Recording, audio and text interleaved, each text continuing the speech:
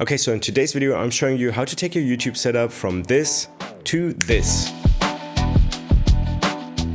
We're going to have a look at what lights I'm using, how they are positioned, and how important it is to have a 3-point lighting setup in a YouTube studio setup like this. So without any further ado, let's dive right in.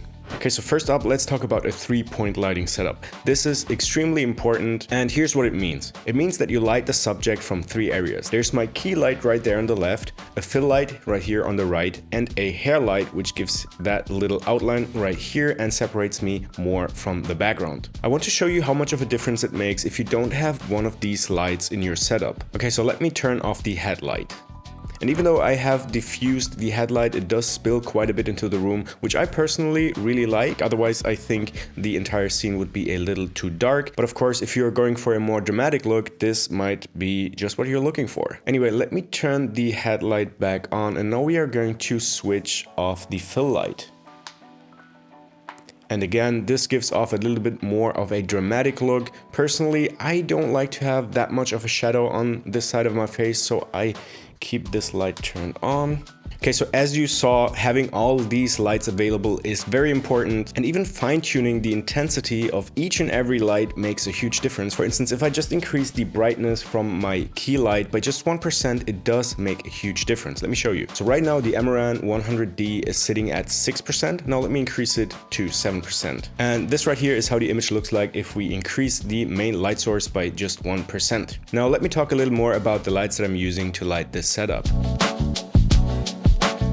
Okay, so let's start with the key light. My key light is the Amaran 100D, and I use it in combination with the Aputure Light Dome SE. I do have the grid attached to the softbox for the light to be a little more directional, and as I said, I have the intensity of the light set to only 6%. Again, here it is important to play around with those values a little bit, and a lot of that comes down to personal preference. Okay, so my fill light is a simple Releno RGB panel, and while this light is actually already diffused, I have put a custom built sort of softbox on top of it to diffuse it even further. The Releno RGB panel is sitting on a tripod, and it is pretty much 1 arm length away. By the way, with the Releno panel, you can adjust the color temperature, while the Amaran 100D is set to 5600 Kelvin, which also my little ZVE10's white balance is set to. Of course, I will have links to all these lights and all the other gear I mentioned in this video down in the video description, so if you want to support the channel and you plan to pick up any of these, consider buying them through my affiliate links. Okay, so for the headlight, this is a simple RGB light bulb that connects to your Wi-Fi, and you can turn it off, adjust the intensity and color through your phone. And as with the fill light, I have attached a custom softbox around it so that it doesn't spill into the entire room. Of course, as I said earlier, it does spill into the room a little bit, but that is intentional. To get the light up there, I've ordered a 5-meter cable off Amazon and put it in place with a few hooks that I screwed into the ceiling. That is pretty much it for the 3-point lighting setup. Now let's have a look at the ambient lights that I use to spice things up a little bit. Okay, so my main ambient light is actually another one of these RGB light bulbs. It is sitting right there in the background. Actually, let me turn it off so you can see what kind of a difference it makes to this studio setup. And as you can see, it does make a huge difference. I think it adds a lot to this type of setup, so let me turn it back on. So the light bulb is sitting in one of these IKEA lights that I picked up a few years ago. Onto the other lights, I have 2 Ulanzi VL49 RGB lights sitting there on the shelf. They're set to purple, and they're also at a very low intensity of, I think, around about 8% or so. And lastly, to make the scene a little more interesting, there is another Releno RGB panel and this kind of hashtag light that I also picked up a couple years ago. Not even sure where I got this from, but I think these 2 lights add a lot more to the scene. So yeah, all these lights there in the background are pretty much my own creative choices, and this is definitely something that you will have to play around with. Okay, so before we talk about the pricing, you now know how important a 3-point lighting setup is, but even if you have a 3-point lighting setup like this, there are still a lot of things that can go wrong. For instance, your camera settings, the different intensities of the lights. So at the end of the day, it comes down to a lot of testing and trial and error. In fact, it took me over a year to get this dialed in and for me to actually be comfortable to record a video on this topic. I remember that actually for a lot of videos that I filmed here for this channel, I filmed in the wrong color temperature. For instance, I had the CVE10 sitting at 4900 Kelvin while the Amaran 100D is set to 5600, which doesn't make much sense unless you want to intentionally go for a colder look. So yeah, again, a lot of trial and error, a lot playing around with different intensities of the different lights to figure out how they all play together.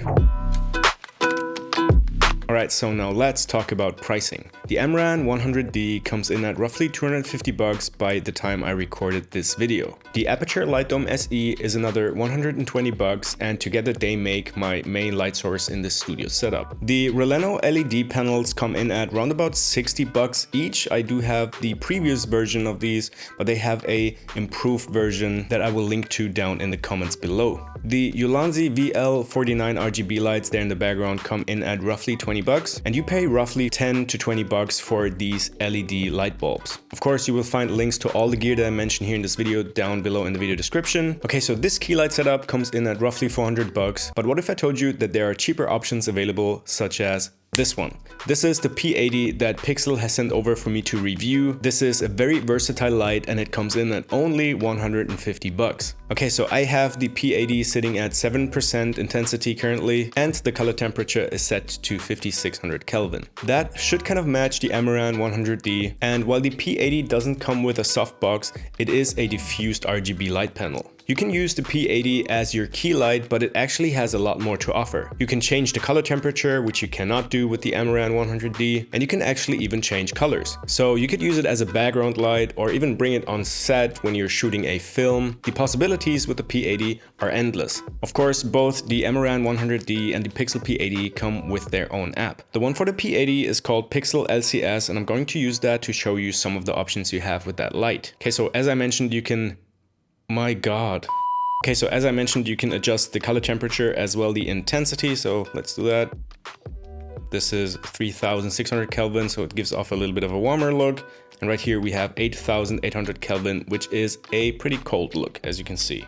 Let's go back to 5600, which is this. Again, intensity is 7%. I'm going to increase the intensity by a little bit. Okay, so this is 7%. This is 26%. So you can get an idea of how bright it can get. I'm not going to increase it any further because then you won't see anything here on the screen. So let's bring it back to 7. And the app is actually super responsive. You can also adjust the tint of the light. So let's add a little bit of green here or magenta, just like so. It also allows you to pick a color with the RGB or an HSL color picker. This is handy if you want to set the P80 to a specific color. Like here, this is red, orange kind of. Right here we have blue. Intensity is currently sitting at 6%. It even has a mode where you can pick a color with your camera. So let's choose, what can we take here? Green from that tree over there. Boom.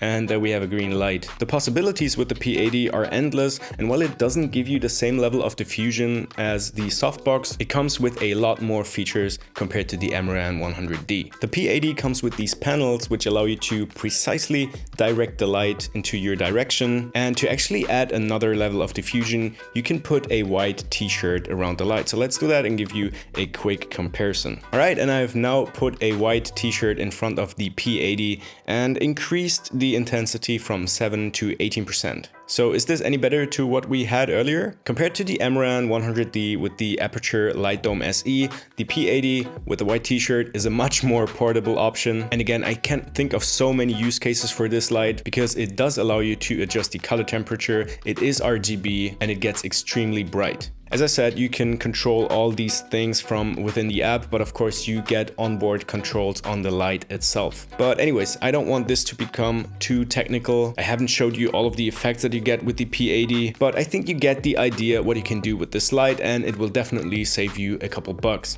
I think that would actually be the perfect light for a streaming / gaming kind of setup. Alright, and we are back on the Amaran 100D with the Aputure Light Dome SE. Getting your 3-point lighting setup dialed in takes a lot of trial and error and involves a lot of testing. And if you want to know what color profile you should choose with your Sony camera for your indoor studio setup, make sure to watch this video next. If you want to pick up any of the gear that I mentioned in this video, I will have links down for you below in the video description. That is it for today, guys. I hope I could help you a little bit with figuring out lighting for your YouTube setup. Thank you so much for watching, and I will see you in the next video.